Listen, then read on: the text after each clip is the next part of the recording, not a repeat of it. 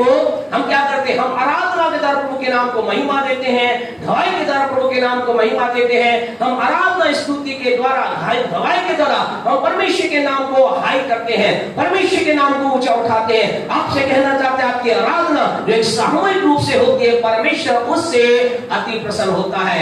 इसलिए आपसे कहना चाहते हैं, पिछले संडे हमारे बहुत बारिश थी, फिर भी बहुत लोग आए, अप्रिशिएट करना चाहते हैं। आपसे कहना चाहता हूं, आंधी तूफान के बीच में भी कैसी परिस्थिति क्यों ना हो, आपकी मेरी हम एक निर्णय ले, I must be in the house of God in Sunday। इतवार के समय में कहूंगा परमेश्वर के घर में हुआ, कुछ भी हो जाए मैं परमेश्वर, I will not miss the house of God, मैं परमेश्वर घर का मिस नहीं करूंगा। कुछ भी हो जाए मैं उसके भवन में जाऊंगा, क्योंकि परमेश्वर के लोगों प्रभु के भवन में जाते आराधना और स्तुति कर करके गवाही के द्वारा अपने परमेश्वर के नाम को महिमा देते हैं। आपको नहीं मालूम कौन सा दिन आपके जीवन के लिए वो गवाही का दिन होगा। हालेलुया।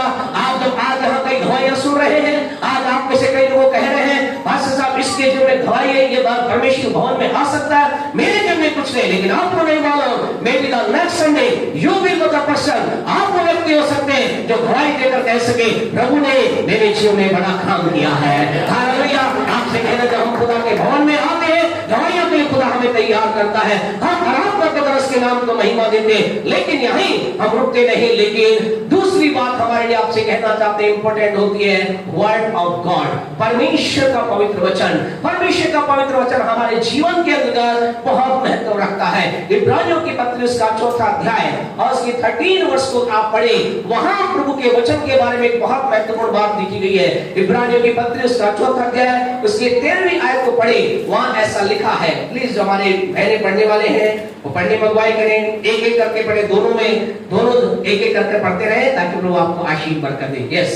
सृष्टि की कोई वस्तु, हाँ जी, उससे छिपी नहीं है। सृष्टि की कोई भी वस्तु उससे छिपी हुई नहीं है, वरन जिससे, हाँ जी, हम काम में हैं, हाँ, उसकी आंखों के सामने सब वस्तुएं खुली और प्रकट है। आपसे कहना चाहते हैं, यहाँ पर लिखा है, सृष्टि की कोई भी वस्तु उससे छिपी नहीं है। किससे छिपी हुई नहीं है? अगर इसी का 12वां को पढ़ेंगे, अगर इब्रानियों 12 को पढ़ेंगे तो ऐसा लिखा है, क्योंकि परमेश्वर का वचन। आपसे कहना चाहते खुदा के लोगों, परमेश्वर के वचन से कोई भी चीज छुपी हुई नहीं है। आज की सुबह आप में से कुछ लोग कह रहे होंगे, मेरे जीवन को कौन जानता है? Nobody knows. हो सकता है आपके वाइफ, हस्बैंड, बच्चे भी शायद आपके जीवन को नहीं जानते होंगे, लेकिन आपको उत्साहित करके कहना चाहते, परमेश्वर के वचन के सामने आपका जीवन खुली किताब के समान है। आज की सुबह आपसे कहना चाहते, why there is why word of God is very very important. क्यों परमेश्वर के वचन बहुत महत्वपूर्ण है? क्योंकि परमेश्वर के वचन के सामने सारी चीजें क्या है? खुली है, प्रकट है, बेपरदा है। इसका मतलब ये है, आज आप जिस स्थिति से होकर गुजर रहे हैं, शायद आप आज दुखों में होंगे, आप कहेंगे लोग तो हालेलुया प्रेज द लॉर्ड कर रहे हैं, लोग तो हाथ उठाकर प्रभु की आराधना कर रहे हैं, मेरी जीवन की परिस्थिति किसी को भी नहीं मालूम, लेकिन आप उत्साहित करके कहना चाहते हैं, परमेश्वर का वचन आपकी स्थिति को जानता है।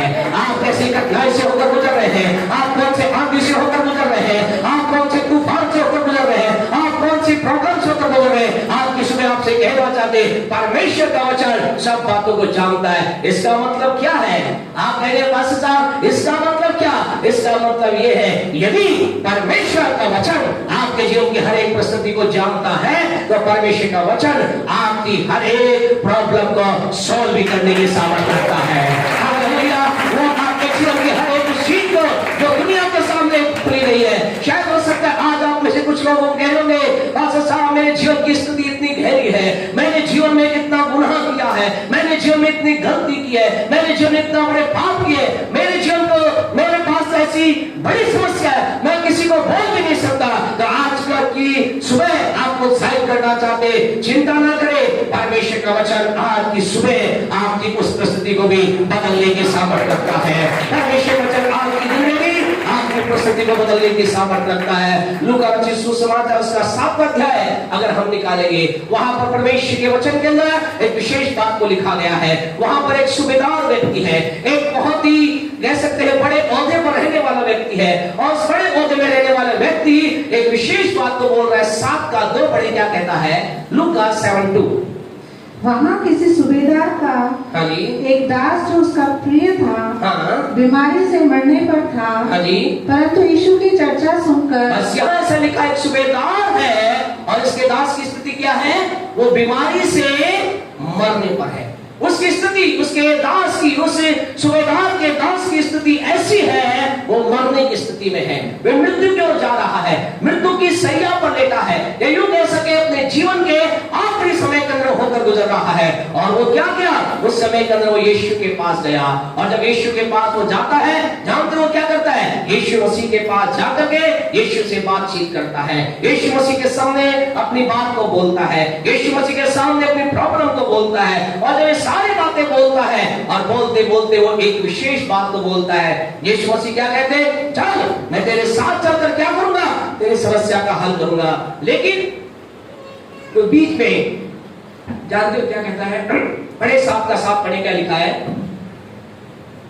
इसी का 7:7। इसी कारण हाँ जी, मैंने अपने आप को इस योग्य भी न समझा कि तेरे पास आऊं, पर वचन ही से कह दे तो मेरा सेवक चंगा हो जाए। बस क्या किया?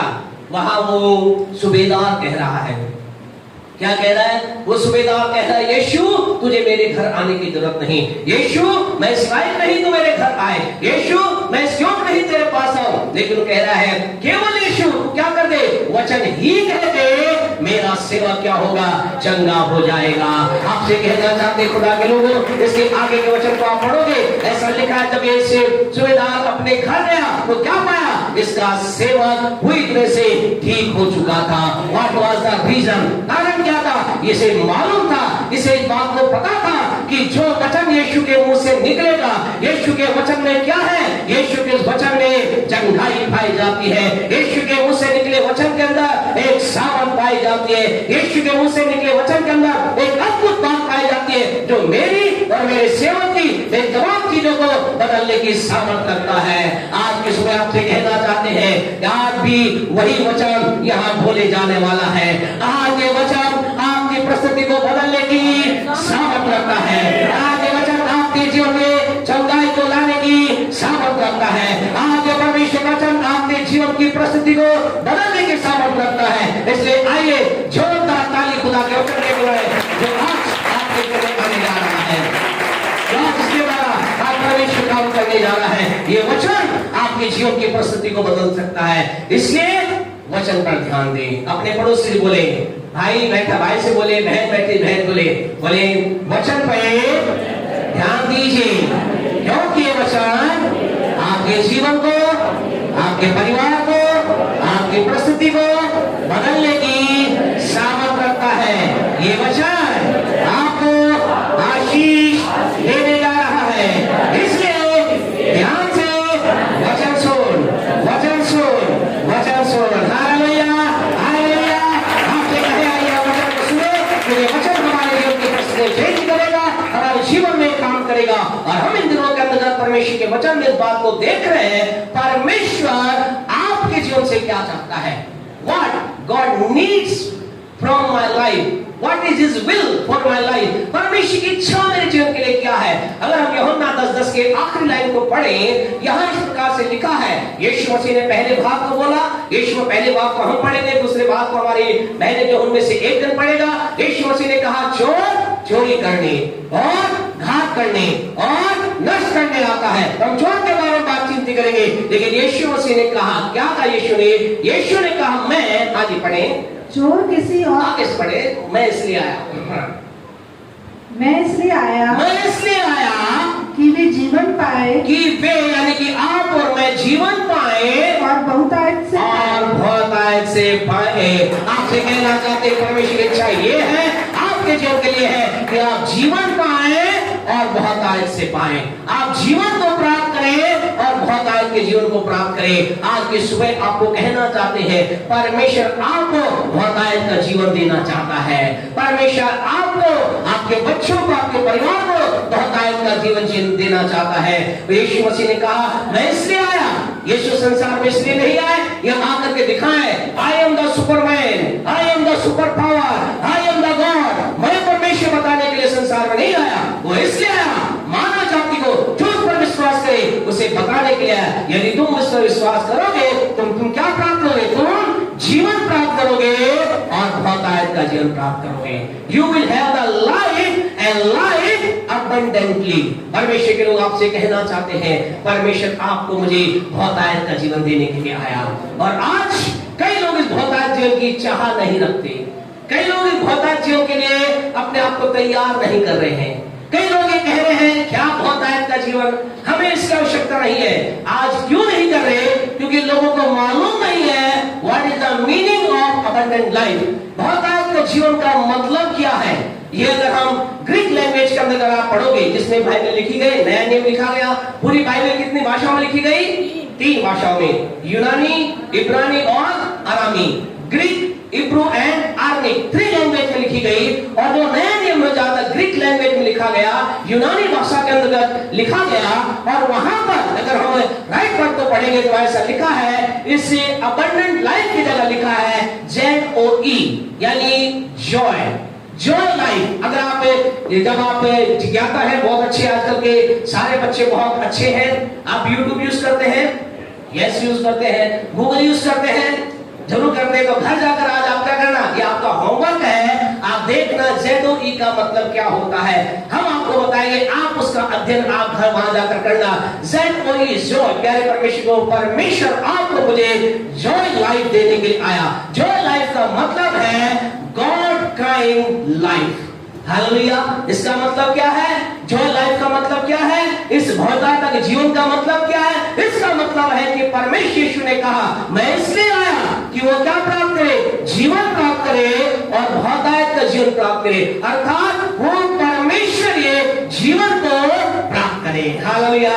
आपको यीशु मसीह क्या देने के लिए आया? क्या देने के लिए आया? वो क्या चाहता है आपके जीवन में? हो वो चाहता है कि आपके पास परमेश्वरीय जीवन हो। You must have God's life. आपके अंदर परमेश्वर का जीवन होना चाहिए। आज आपको परमेश्वर इस संसार के अंदर परमेश्वर आपको स्वरदूत बनाना नहीं चाहता। God does not want you make angel. ये एंजल है, ये अलग एंजल है। ये कहे कि परमेश्वर आपको स्वरदूत बनाने के लिए नहीं आया। ऐसा नहीं कि जो यीशु के पास आए वो क्या होगा, उसके 2 पंख हो जाएंगे, वो उड़ेगा। स्वरदूत बनाने के लिए परमेश्वर नहीं आया, लेकिन यीशु मसीह इसलिए आया कि आपको क्या दे? जो दे, जॉय लाइफ दे। अर्थात आपको परमेश्वर जीवन आपके अंदर प्रवेश करा दे, आपकी आत्मा में वो परमेश्वर जीवन को डाल दे। और जब हम ये समझ जाते हैं कि यीशु मसीह संसार के अंदर मुझे परमेश्वर जीवन देने के लिए आया, हम उत्साहित होकर कोशिश करते ऐसे जीवन मेरे अंदर प्रवेश करे।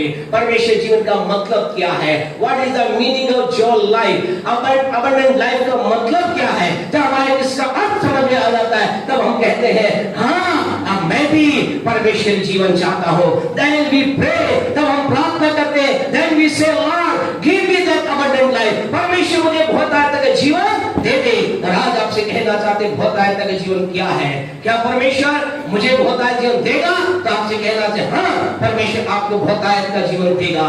बहुतायत का जीवन या गॉड्स काइंड लाइफ का मतलब क्या है? इसका मतलब यह है जैसा एक व्यक्ति के जीवन में एक तो उदाहरण आपको देकर हम आगे बढ़ेंगे कि कैसे हम इसे परमेश्वर जीवन का आनंद ले सकते हैं। आपसे कहना चाहते हैं परमेश्वर जीवन का मतलब, अबंडेंट लाइफ का एक मतलब यह है हमारे जीवन के हरे क्षेत्र क्या हो जाए? आशीष को हो जाए। तीसरा यूहन्ना 2 में क्या लिखा है? हे प्रिय, मेरी ये प्रार्थना है जैसे तू आत्मिक उन्नति कर रहा है वैसे तू सब बातों में उन्नति करे और भला चंगा रहे। आपसे कहना चाहते परमेश्वर आपके जीवन के लिए चाहता है कि आप क्या करें? क्या करें? आत्मिक उन्नति करें। परमेश्वर क्या चाहता है? आप सब बातों में उन्नति करें। परमेश्वर चाहता है आप क्या रहे? बीमारी में पड़े रहे।